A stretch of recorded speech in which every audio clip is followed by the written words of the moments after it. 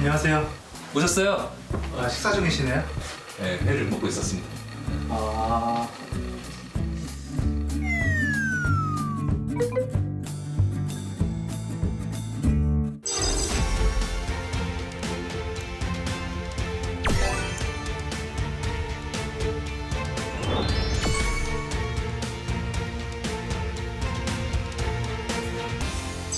김주임 선생님 반갑습니다. 예, 안녕하세요. 오랜만에 뵙는 것 같습니다. 오늘 해주실 말씀 어떤 것일까요? 우리가 직접 시장에 가서 화로를 골라서 드시는 분들이 많잖아요.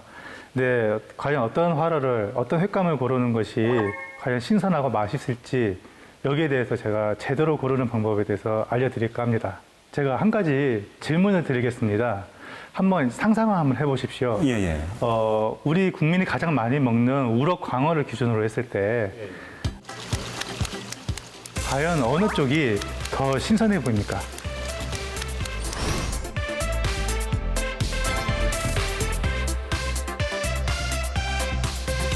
팔딱이는 게 당연히 신선하겠죠? 팔딱이는 게 신선하겠죠. 팔딱거리는 게 신선하지 않아요? 호떡이는 게 신선하죠. 팔딱거리는 게 신선하지 않을까?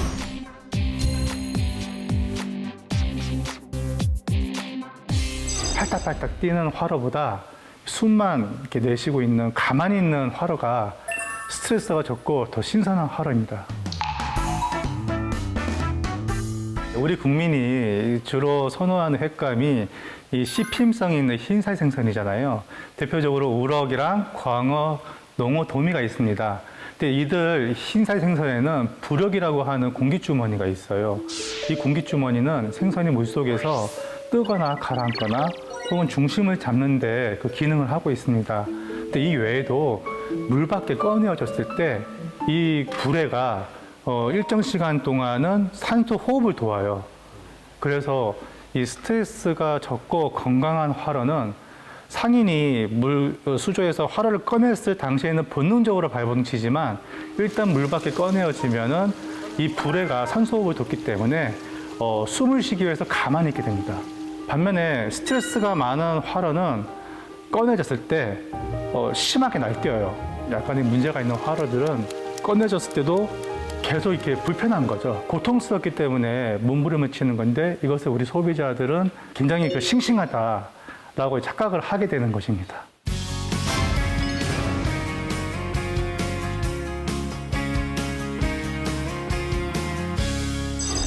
그러면은 이번에는 조금 제가 다른 질문을 드릴게요.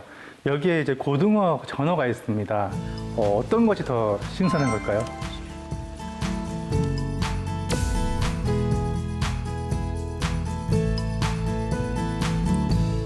저는 팔딱팔딱 뛰는 게 더 신선할 것 같아요.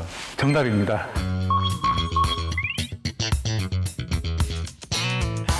좀 전에 제가 이제 흰살 생선을 얘기했는데 전어나 고등어 같은 경우는 붉은살 생선이잖아요. 이 붉은살 생선은 흰살 생선보다 산소 요구량이 훨씬 많아요.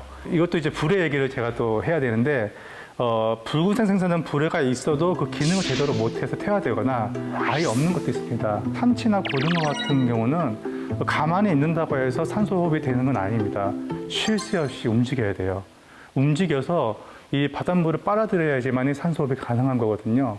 그 말이 뭐냐면은 물 밖에 꺼내어졌을 때 그 즉시 산소 호흡이 중단되는 거라고 봐야 되는 겁니다. 그래서 당장에 숨이 안 쉬어지니까 얘네들이 죽기 살기로 발버둥 뛰는 것이죠. 그게 곧 그 힘의 원천이고 활력이 되는 겁니다.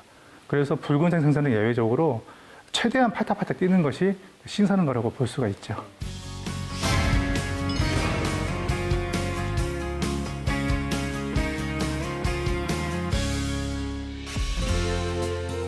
여기서 잠깐!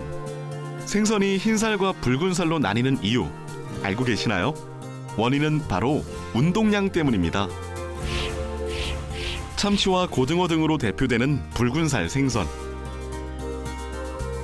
이들은 주로 먼 바다에서 생활하며 운동량이 많습니다. 심지어 참치의 경우엔 일생 동안 한 번도 쉬지 않고 움직일 정도입니다. 많은 운동을 위해선 근육에 꾸준한 산소 공급이 필요한데요. 미오글로빈이란 붉은색 세포가 산소를 공급합니다. 붉은살 생선의 경우 근육에 미오글로빈 세포가 많기 때문에 속살이 붉은색으로 보이는 겁니다. 그렇다면 광어, 우럭 등 흰살 생선들은 어떨까요? 이들은 보통 바다 깊이 살면서 운동량이 적은 편입니다. 그래서 근육 속 미오글로빈 세포가 거의 없어 흰색의 속살을 갖게 된 거랍니다. 이러한 운동량의 차이는 맛과 식감에도 영향을 미치는데요. 운동량이 적은 흰살 생선은 육질이 쫄깃하고 담백합니다.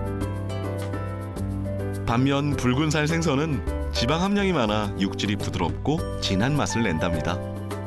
자, 그럼 지금부터 맛있는 화로를 고르는 방법을 알아볼까요?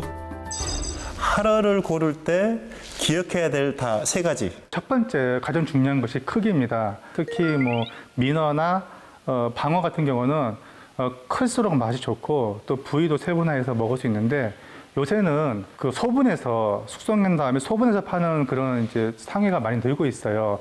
2인분을 먹더라도 내가 맛있는 것을 먹고 싶다면은 큰 화로를 전문적으로 취급하는 그런 상해를 찾아라. 이게 제가 첫 번째 팁이 되겠고요.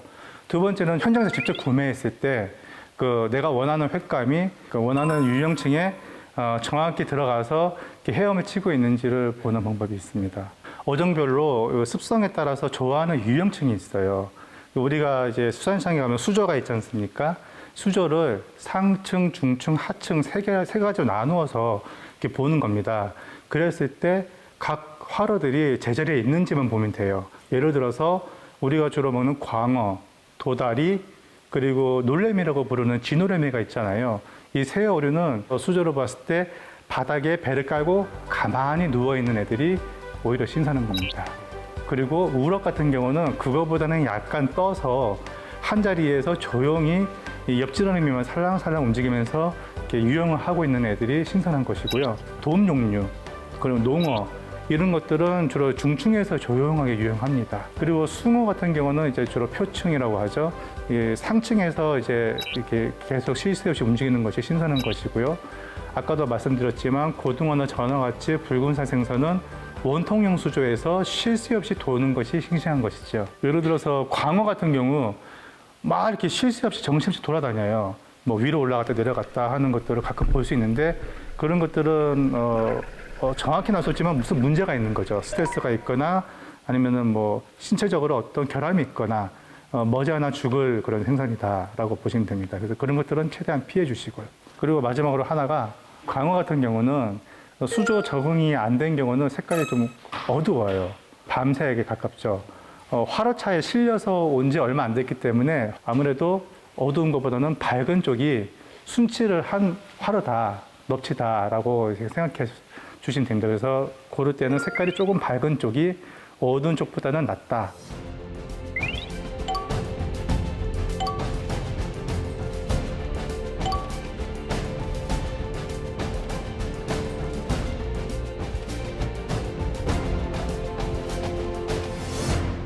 피해야 할 그 생선들도 있죠. 예, 그렇습니다. 횟집을 우리가 고르실 때 수조를 먼저 보는데요. 수조에 화로가 많이 없다. 이거는 회전율이 좋지 못하다는 증거가 될 수 있거든요. 조금 이제 유의를 해주시고, 두 번째는 이제 그 수조의 그 위생 상태입니다. 100% 깨끗하고 청결한 수조는 사실 힘들어요. 나름대로 이제 뭐 주기적으로 물을 빼가지고 수조를 청소를 해주는데 그 와중에도 이제 뭐 유리창에 물때가 껴있거나 뭐 기둥에 뭐 이끼나 물때가 심하게 껴서 또 물이 너무 어둡고 탁해서 이렇게 좀 전반적으로 눈으로 한눈에 봐도 위생이 좋지 못하다라고 생각이 되는 그런 이제 수조는 좀 피해 주시는 게 좋습니다. 그리고 또 하나가 이제 화로를 보는데요. 화로 눈이 두 개가 있잖아요. 한쪽에 이제 허옇게 된 거죠. 눈이 먼 거예요. 이걸 이제 전문용어로 백탁화 현상이라고 하거든요. 이게 뭐냐면은 그 수조에 장시간 동안 오래 있었다는 거예요.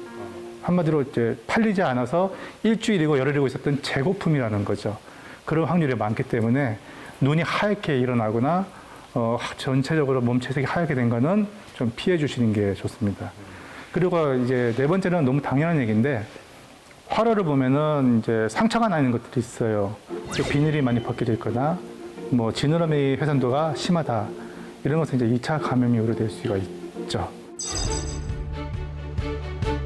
서울 도심에 위치한 한 수산물 시장. 이곳은 단일 도매 시장으로는 세계 최대 규모를 자랑하는데요. 약 98종의 수산물을 한자리에서 만나볼 수 있죠. 수산물을 저렴한 가격에 구입할 수 있다는 것이 이곳의 매력입니다. 애기랑 같이 먹을 거 사러 오냐고 들렸거든요. 반찬거리도 사고 회 먹으러 왔어요. 시민들의 사랑을 듬뿍 받는 수산시장. 이곳에선 계절에 따라 판매하는 수산물들이 조금씩 달라지는데요. 요즘은 보통 사람들은 제철 회 많이 드시고요. 그냥 무난하게 드시는 거는 광어나 우럭 많이 먹고 있습니다. 시장에서 사람들이 가장 많이 찾는 것은 바로 화로. 이곳에선 싱싱한 화로를 즉석에서 회로 썰어주는데요. 쫄깃쫄깃한 화로회는 별미 중에 별미죠. 덕분에 화로회를 포장해가는 모습을 심심치 않게 볼 수 있답니다. 평일에는 한 30접시에서 한 50접시 이상 나가고요. 주말 같은 경우는 뭐 200접시 이상 나간다고 보면 될 것 같아요. 시민들의 화로회 사랑은 시장 내에 위치한 식당에서도 어렵지 않게 만날 수 있는데요.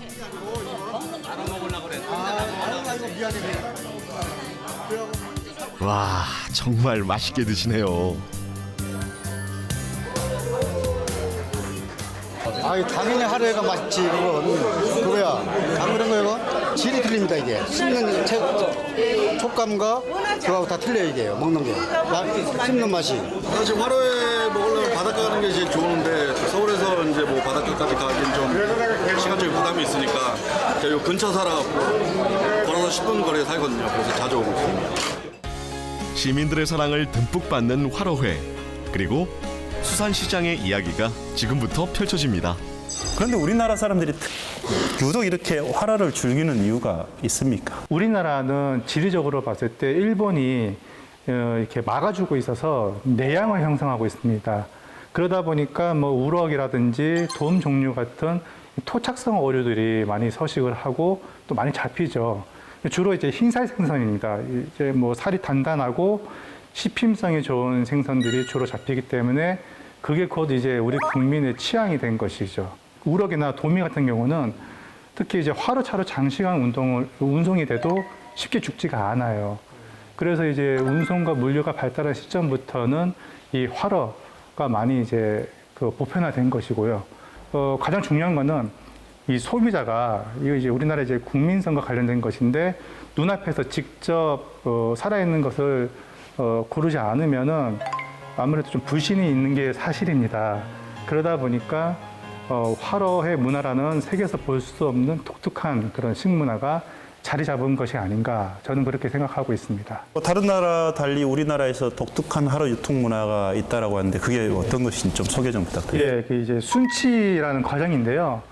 화로가 뭐 자연산이든 양식산이든 이제 산지에서 화로차로 수백 킬로미터를 이제 운송을 하다 보니까 뭐 적든 크든 간에 화로들은 스트레스를 받기 마련이죠. 그렇게 스트레스를 받은 화로가 수조에 옮겨졌을 때에도 뭐 수온의 변화라든지 뭐 염분 농도라든지 여러 가지 이유로 또 스트레스를 받게 됩니다. 그래서 수조에서 적게는 2, 3일, 많게는 수일 정도를 적응 기간을 주는 거예요. 이렇게 스트레스를 풀어주는 것이죠.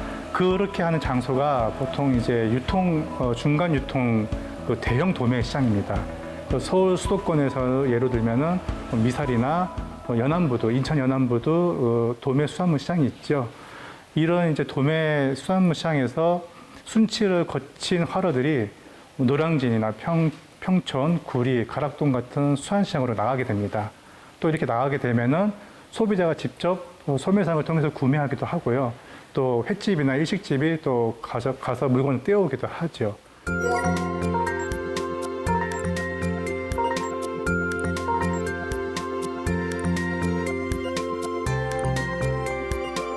수산시장에서 화로를 구매하는 것을 꺼리는 소비자들이 있거든요. 사실은 저도 그 부분이 가장 안타까운데요. 그 자리에서 즉석에서 잡아다 먹을 수 있는 어떤 현장감, 싱싱한 해산물을 그래도 비교적 현명한 가격에 사 먹을 수 있는 그런 장점이 있습니다. 근데 이런 장점이 있음에도 불구하고 아무래도 이 흥정의 부담이 있기 때문에 가기가 조금 주저하는 것이죠. 내가 가격을 깎지 못하면 왠지 손해보는 것 같고, 그래서 상인과 흥정을 해야 되는데 이 자체가 감정 노동이고 이 에너지 낭비라고 생각한단 말이죠. 그래서 또 이 가장 중요한 게 뭐냐면 이 수산시장에 거래되는 이 수산물 가격이 대략적인 시세는 정해져 있지만은 결국에는 이 가격 주도권을 상인이 쥐고 있단 말이에요. 이 부분에 대한 이제 소비자의 부담이 심리적인 부담이 있습니다.